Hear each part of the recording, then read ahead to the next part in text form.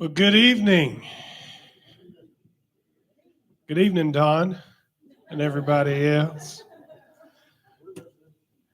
Great to see you. Have everybody here tonight. Ephesians chapter 1, verse 7 says, "In him we have redemption through his blood, the forgiveness of our trespasses, according to the riches of his grace." What can wash away my sin? Nothing but the blood of Jesus. Let's sing that truth tonight. Let's stand together and sing "Nothing but the blood."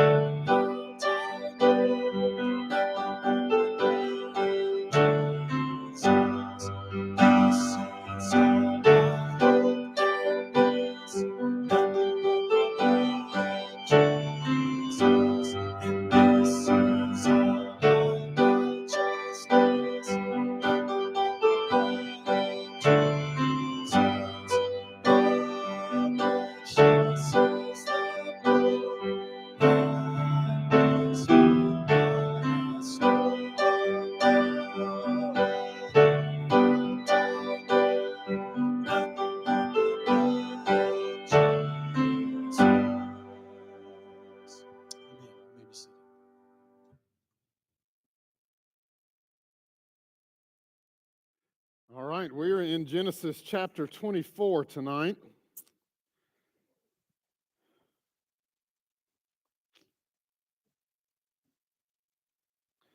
Genesis chapter 24, and we're going to see the Lord directing the steps as He passes the promise on from one generation to the next, and thus we're going to learn how the Lord directs our steps as well. Life doesn't always go how we expect it to, but we know that it always goes as the Lord expects it to. And so today we're looking at the story of Isaac and Rebekah, how Isaac and Rebekah met and how they ultimately got married. Though, as we look at this is not a story on marriage. A marriage does take place. A man and a woman meet each other. They become betrothed. They get married. All of these things happen. But it is not about the marriage. The marriage just happens to be there. Likewise, this is not a prescriptive story on how we are to find our spouse, which I have heard this used as well, is that if you want to find a godly spouse, find her the same way as Isaac. And again, that happens in there. Yes, there are some principles that we can pull from this in regards to finding a godly spouse and just decision making in general. But ultimately, this is once again a story about God's sovereignty and His faithfulness in fulfilling a promise that He had given decades earlier, even much earlier than that when He first gave the promise to Adam and Eve. But ultimately, that promise to Abraham about making him a father of many nations and giving him a land and having descendants as many as the stars in the sky. And so God continues in chapter 24 in fulfilling that promise to Abraham. We know that Abraham's getting to the end of his life. We know that God has miraculously provided a son, and this son is going to be the child of promise through whom this promise is fulfilled. But that son does not yet have a wife. And for this promise to be fulfilled, Isaac needs children. And to have children, he needs a wife. And so this is ultimately the story about how God provides that next step so that this promise can continue to be fleshed out within their family's life. So chapter 24 is really, it's the longest narrative in all of Genesis. It's the longest story. You know, if you're looking at, a TV show or a movie, and each different scene is a separate show or a movie, this would be the longest of those. And so we're not going to read it from beginning to end. I'm going to work through it a little bit at a time. Some sections we won't read at all because there is some repetitive stuff here, but we will work through this as we go. Verses 1 through 9, Abraham trusts the Lord and remains faithful. Abraham trusts the Lord and remains faithful. If you're there with me, you can follow along as I read verses 1 through 4. Now, Abraham was old, well advanced in years.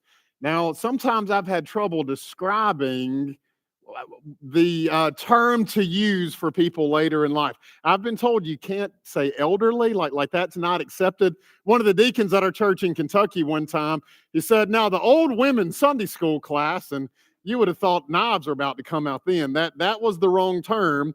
Well, Moses uses well advanced in years. I don't know if that's any better, but that's how he describes Abraham. Abraham was old, well advanced in years, and the Lord had blessed Abraham in all things.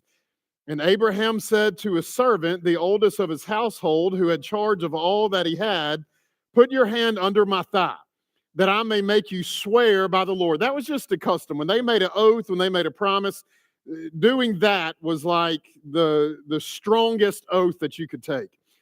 So that I may make you swear by the Lord, the God of heaven and God of the earth, that you will not take a wife for my son from the daughters of the Canaanites among whom I dwell, but will go to my country and to my kindred and take a wife for my son Isaac. And so Abraham is making preparations for a son, which was common in that time period. The parents had most of the say-so in the marriage that would take place.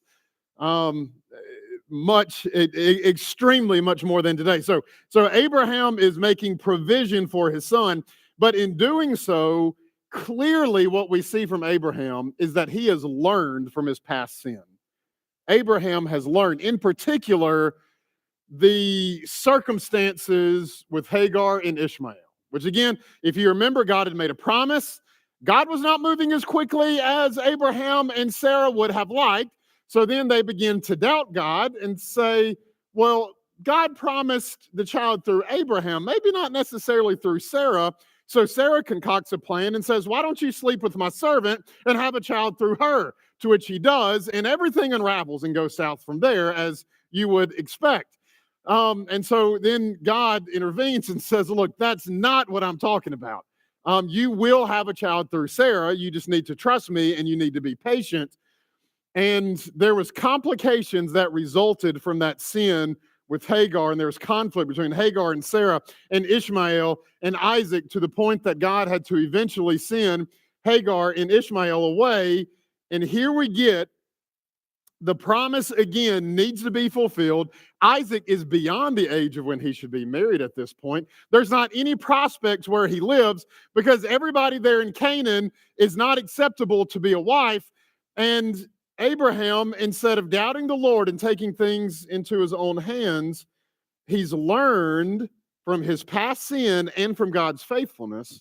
And Abraham trusts the Lord and remains faithful.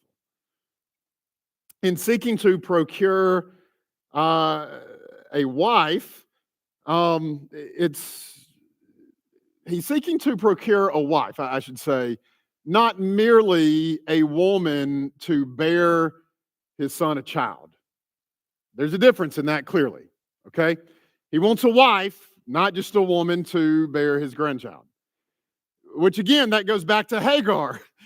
He took Hagar because it's like, well, I need a son, and this woman can provide me a son.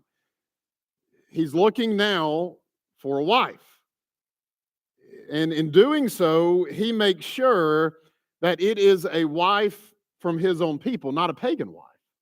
Now, as we learned about Laban, I mean, Laban's not a follower of the Lord either, but the Lord makes clear throughout all of this that they are never to intermarry with the Canaanites, with the people of their land, because the pagan women would lead the Jewish men away from the Lord, which is, they ignored that. They married the Canaanite women, and that exact thing happened.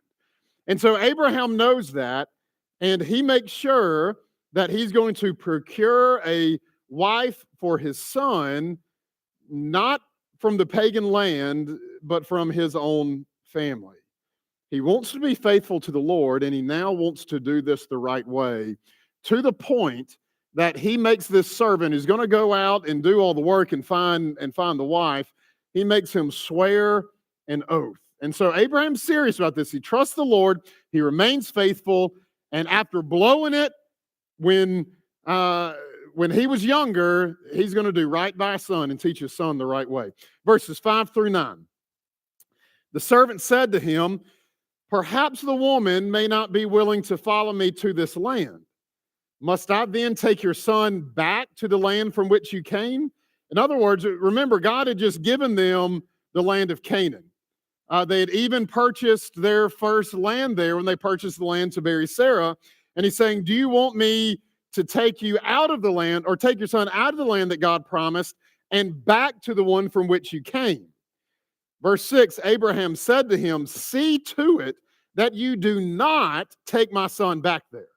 The Lord, the God of heaven, who took me from my father's house and from the land of my kindred, and who spoke to me and swore to me, to your offspring I will give this land. He will send his angel before you, and you shall take a wife for my son from there. But if the woman is not willing to follow you, then you will be free from this oath of mine. Only you must not take my son back there." So the servant put his hand under the thigh of Abraham, his master, and swore to him concerning this matter. And this is where we get the certainty that chapter 24 is not actually a story about marriage. In verse 5, the servant essentially asks, is Isaac's marriage the ultimate goal? Is Isaac finding a wife the main thing I'm looking for? Is finding the wife to be accomplished even if it forces him to live outside of the promised land? Or is it better for Isaac to remain single within the region God gave to us? Abraham very clearly responds and says, if the woman refuses to come back with you, see to it that you do not ever take my son from here. This is the land that God gave to me and that God gave to my children and to my offspring. And we are not going to disobey the Lord and go outside of the Lord's will just solely so that he can be married. Now, again, this takes faith because, again, for that promise to continue, there has to be a child. And we've already learned getting a child the sinful means is not God's means of doing it, and he's not going to bless that. And so for this promise to continue for Abraham, Isaac has to get married, but here Isaac's saying marriage is not that important. Staying faithful to the Lord is, and just like when Abraham was commanded to sacrifice Isaac, in the book of Hebrews says that Abraham trusted the Lord so much he believed that God would raise Isaac from the dead and continue to fulfill his promise. Then Abraham was probably thinking, look, if she doesn't come back, I don't know what the Lord's going to do, but we're going to remain faithful. The Lord will figure it out. The Lord will have an answer. We're no longer going to doubt the Lord and take things into our own hands. Right? Which tends to be what we do. In those circumstances, hypothetically speaking, Isaac needs a wife to have a child so that the promise can continue, but the woman won't come back. Here's where we would often begin to justify honestly sinful decisions. There's something that we want really badly, and we've gotten to the point of thinking that it's not really a want, but I need it. I have to have it. So we convince ourselves that God's okay with us not following his commands since we have to have this. Again, exact same thing with Abraham and Hagar. They convinced themselves that they were doing God's will, even though God had told them not to. But at no point is there anything in this life worth disobeying the Lord over. And Abraham understood this. This wasn't about marriage. This was about staying faithful to the Lord and then entrusting the future to the Lord, not taking matters into our own hands. Abraham said that there will be no way that a son will be taken from God's promised land. Marriage is not that important. If she doesn't come, God will figure out a way. You see, God understands the ramifications of his commands. Because there's a lot of times we say, but if I do this that God's commanded me to do, then people are going to be mad at me. If I do this, then it's going to be taken the wrong way. If I do this, then I could get fired. If I do this, then whatever. Look, God understood the ramifications of his commands before he gave it to you. All he expects you to do is obey. Or maybe there's something we really want. And we say, but I've got to have it. And for me to get this, and I really believe that God wants me to have it, then it's okay if I just do a little bit wrong just to get it. But no, God understood the ramifications of that, and Abraham did as well. And this is really the last scene in which we find Abraham being an active part of the story. And so Abraham's last recorded work is ensuring that his family stays faithful to the Lord. Look, go and find a faithful wife for my son, but if she doesn't come, then do not take my son out of the Lord's will. We're going to stay where the Lord wants us and walking with the Lord each and every day. I read this in one of the commentaries. It says, when doubts assail us, we do well to consider the Lord's faithfulness to us in years gone by, so that we can persevere in faith as we wait for him to complete his good work in us. I'll read that again. When doubts assail us, we do well to consider the Lord's faithfulness to us in years gone by, so that we can persevere in faith as we wait for him to complete his good work in us. Certainly, Abraham learned, and it helped him to be faithful and lead his son to faithfulness. Verses 10 through 21, we see this servant that Abraham swore to the oath. The servant entrusts these circumstances to the Lord. It's his job to go and find a wife for Isaac. Yet he understands that ultimately the Lord is the one in control. Verses 10 through 14.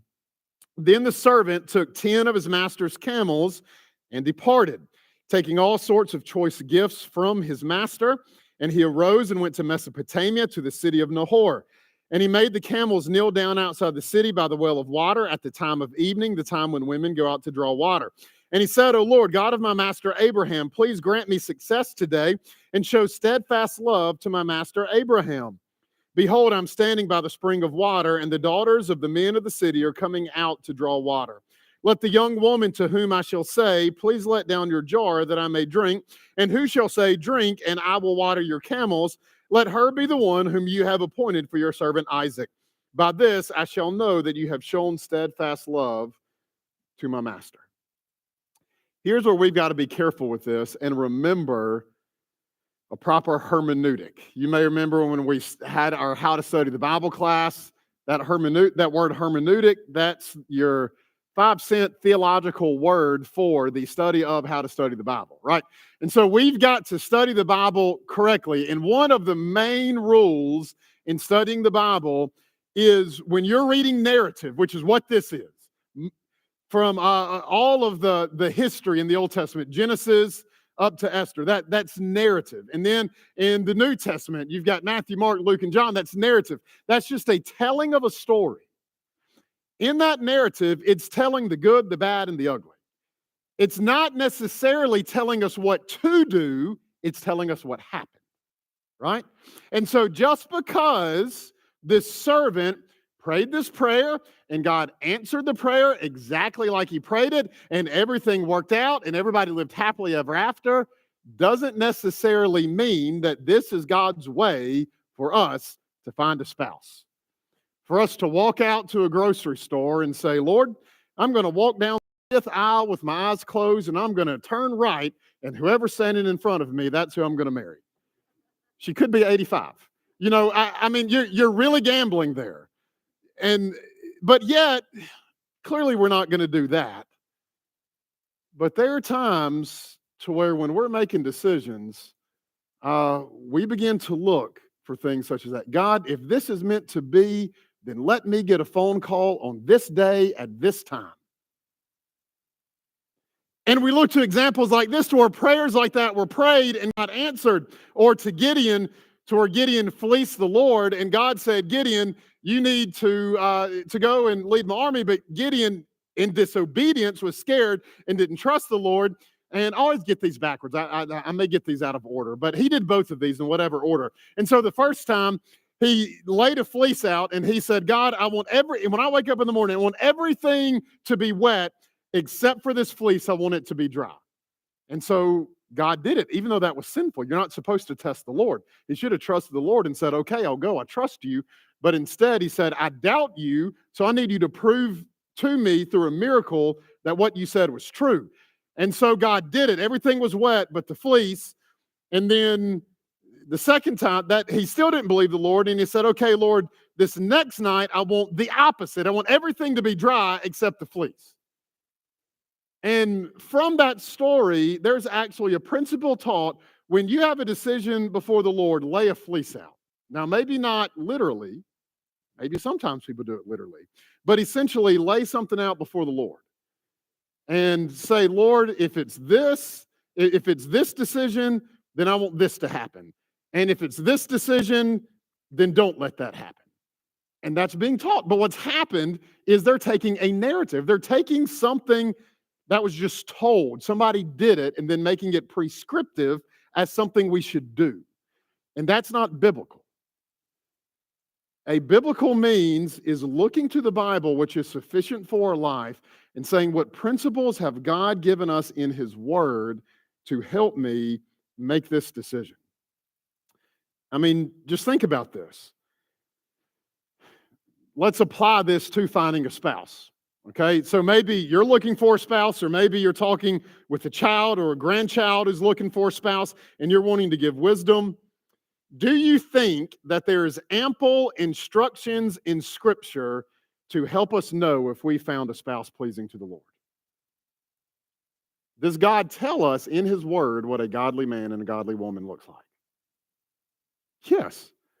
And so when I'm looking at it and I'm trying to decide, is this somebody that I should marry? God's word says marry somebody who's going to lead you to be more like Jesus. It's not that hard to look at that person and figure that out. God's given that in his word.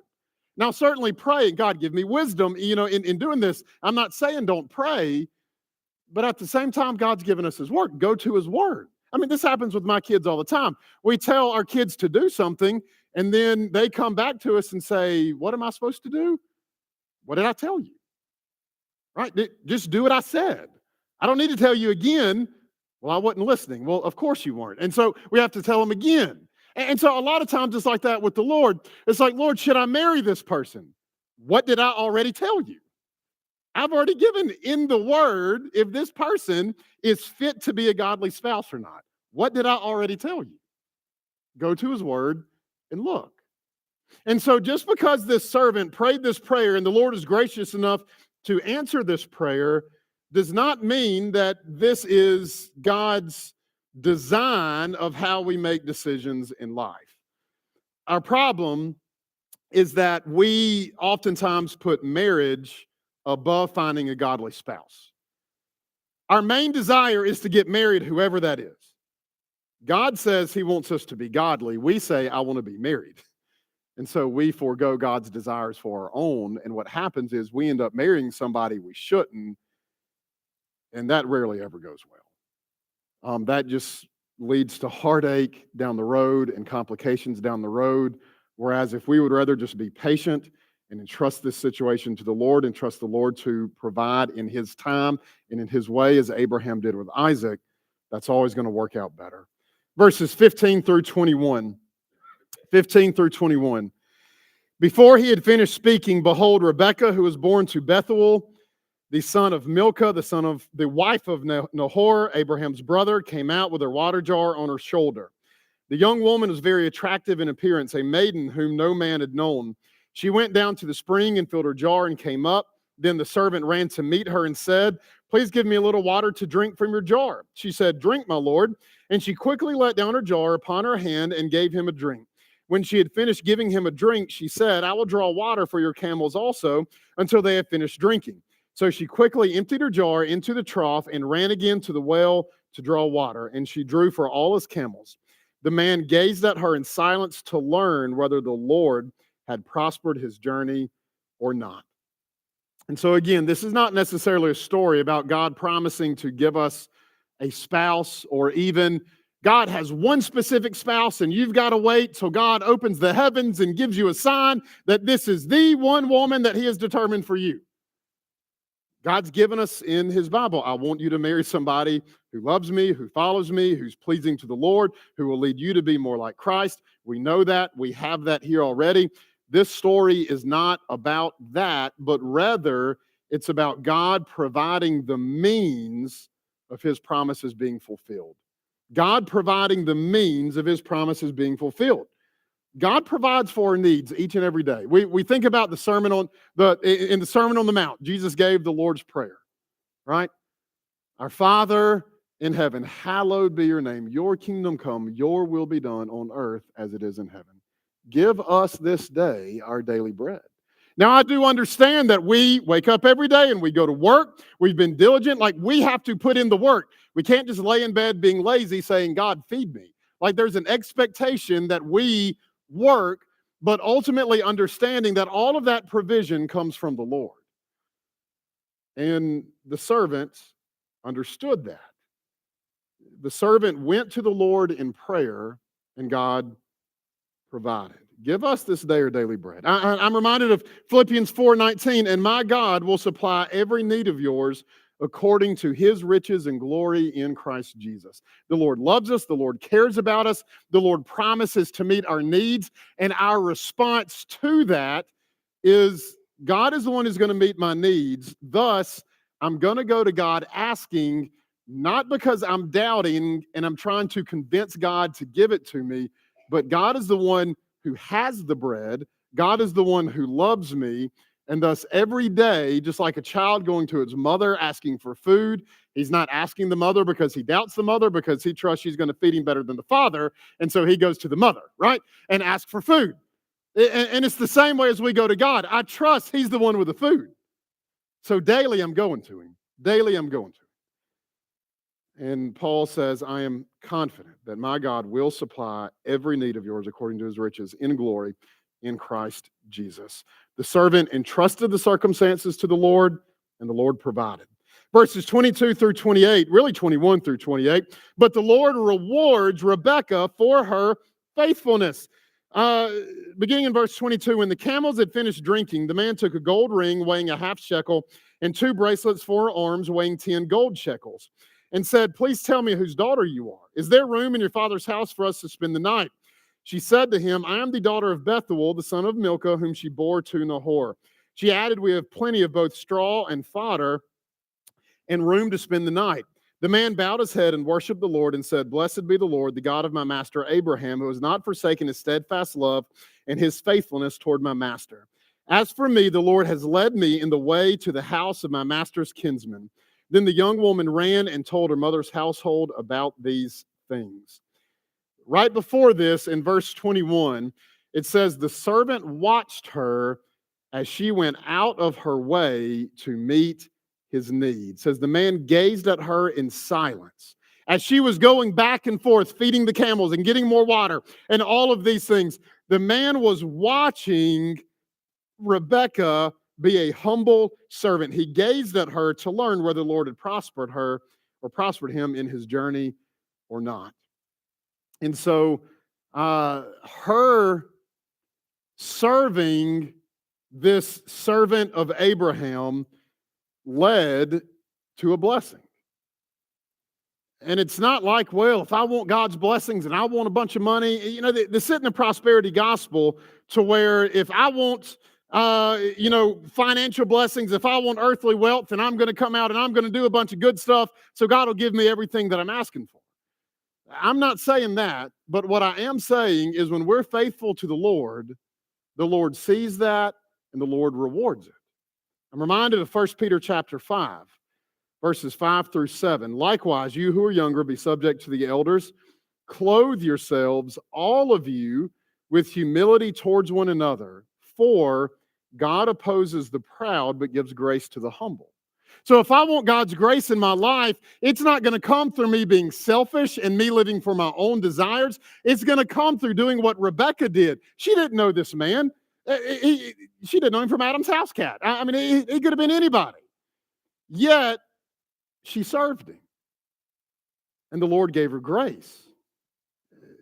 Peter continues and he says, humble yourselves, therefore. As a result of the fact that God gives grace to the humble, humble yourselves, therefore, under the mighty hand of God, so that at the proper time he may exalt you, casting all your anxieties on him because he cares for you.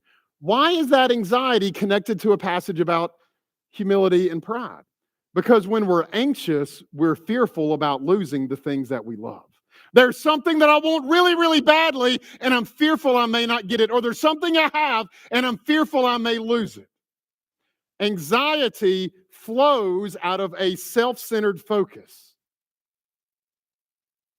And so when I lay that self-centered focus aside, and in humility, I say this life is not about me, my life is about serving others, that is a sign of humility. And God gives grace to the humble.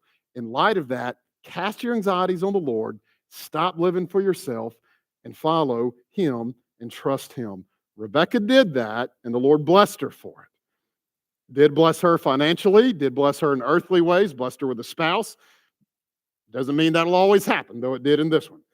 Verses 29 through 49, the Lord is sovereign in all circumstances. Verses 29 through 33, Rebekah had a brother whose name was Laban. Laban ran out towards the man to the spring. As soon as he saw the ring and the bracelets on his sister's arm and heard the words of Rebekah his sister, thus the man spoke to me. He went to the man, and behold, he was standing by the camels at the spring. He said, come in, O blessed of the Lord. Why do you stand outside? For I have prepared the house and a place for the camels. So the man came to the house and unharnessed the camels and gave straw and fodder to the camels, and there was water to wash his feet and the feet of the men who were with him. Then food was set before him to eat, but he said, I will not eat until I have said what I have to say. He said, speak on. And so the Lord is sovereign in all circumstances. Remember, this is the same Laban who was the father of Leah and Rachel. We already know from our foreknowledge into the rest of the book of Genesis that Laban is a shady character. How he deceived he deceived Jacob, making him work 7 years for Rachel, but he gave him Leah instead, and then made him work another 7 years for Rachel. And then later on, he tried to cheat Jacob out of the price of the lambs, and the Lord provided there. So Laban's a shady character. And even here, there's things that may be easy to miss. But Laban runs to meet the man, and after seeing the gold jewelry and the camels. Now remember, the servant brought many more animals than just camels, but the camels are the only ones that are mentioned. The camels were the most luxurious of all the animals. It was the rich man's transportation. Now, it'd be like if somebody drove up to your house in a Maserati or whatever other nice car that you may like, and somebody comes up dressed in gold jewelry and in this nice car, like, hey, I'll take care of your car for you. You know, I've got the perfect place for your car. I'll get in it and I'll take care of it. And so what happens, Laban, he comes out and it says, after seeing the gold jewelry, then he goes up to the man and offers him a place to stay and offers to take care of the camels, not the other animals, just the camels. Laban was not a believer. He was a crook towards Jacob. Yet God, in his sovereignty, used this crook to provide wives for both Isaac and Jacob. The Lord, in his sovereignty, used this sinful man to provide wives, in particular, two of the three matriarchs of the Jewish faith. God is sovereign even among the sinful. In light of that, we should not fear the wickedness of the world. It's very easy to look at the direction of the world. And even me as a parent, thinking about my children, how much more sinful the world is going to be for my children and my grandchildren than I grew up in and that it is now. There's a lot of fear that can come from it. But even in the midst of sin, God's still sovereign. We may not know what's going on. We may be confused, but we don't have to fear. Yes, grieve over it, but God is in control even in the midst of the chaos. Now, verses 34 through 39, this is just a recounting. This is where the servant recounts to Laban and Bethuel everything that had happened up to that point. And so he depicts, in doing though, what he's doing is he depicts God's hand in his travels and in his circumstances. It's not just merely a telling of what happens, but his purpose in doing so is to show how God has orchestrated all of the events. And we know that because of their response, where they say clearly that the Lord is in this. That was what they took from it as well.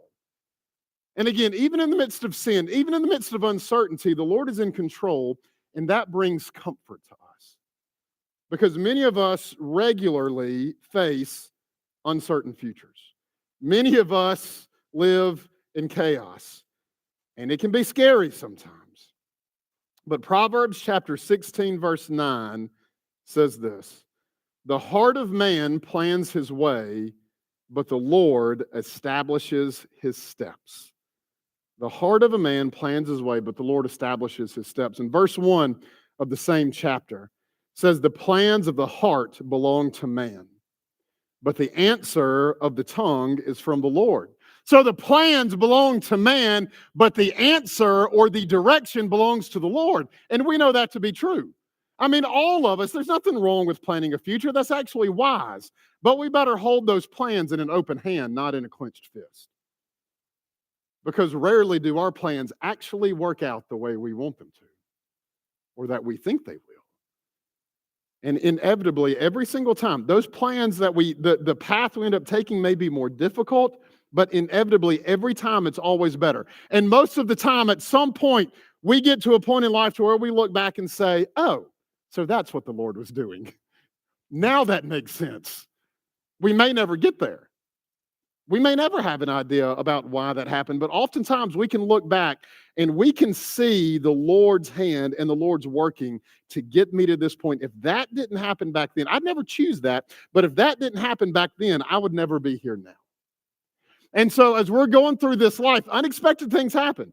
And we can remember, man plans his way, but the Lord establishes or directs his steps. The plans of the heart belong to man, but the future of man belongs to the Lord. It gives the servant comfort, and it gives us comfort as well to know that God is sovereign. He didn't have to fear making a misstep, but the Lord is in control, is going to work it out. And then verses 50 through 67, I think I have a typo on yours saying 50 through 57, but it's 50 through 67. We find the Lord's promises continue on to the next generation. Verses 50 through 61. Not going to read that for sake of time. But here we find Laban and Bethuel immediately agree as they cannot refute the story. As the servant recounts the Lord's work, it's like, yeah, it appears that the Lord really has done all of this. We can't refute it. But then we find Laban, and this is odd for their culture, but Laban negotiates the bride price. Remember, in that time period, man and woman didn't go out and become boyfriend and girlfriend and date for a while and then decide if they really like each other and then decide to get married.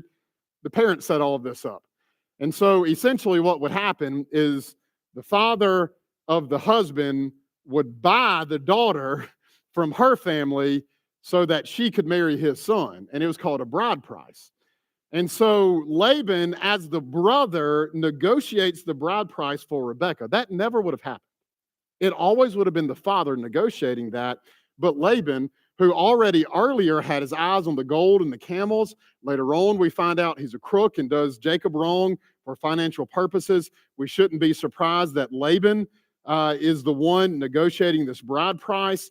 And then after he gets his money, after he gets his animals, after he gets everything he asks, suddenly Laban changes his mind. Laban and the mother, they change their mind, but ultimately the servant says, why don't we leave this up to Rebekah? And Rebekah makes the wise choice, thus setting her up to be a woman of faith and a matriarch of God's people. And then verses 62 through 67, I will read this. It says, now Isaac had returned from Beer La and was dwelling in the Negeb. And Isaac went out to meditate in the field towards evening. And he lifted up his eyes and saw, and behold, there were camels coming. And Rebekah lifted up her eyes, and when she saw Isaac, she dismounted from the camel and said to the servant, "Who is that man walking in the field to meet us?" The servant said, "It is my master." So she took her veil and covered herself, which was the custom in that time period.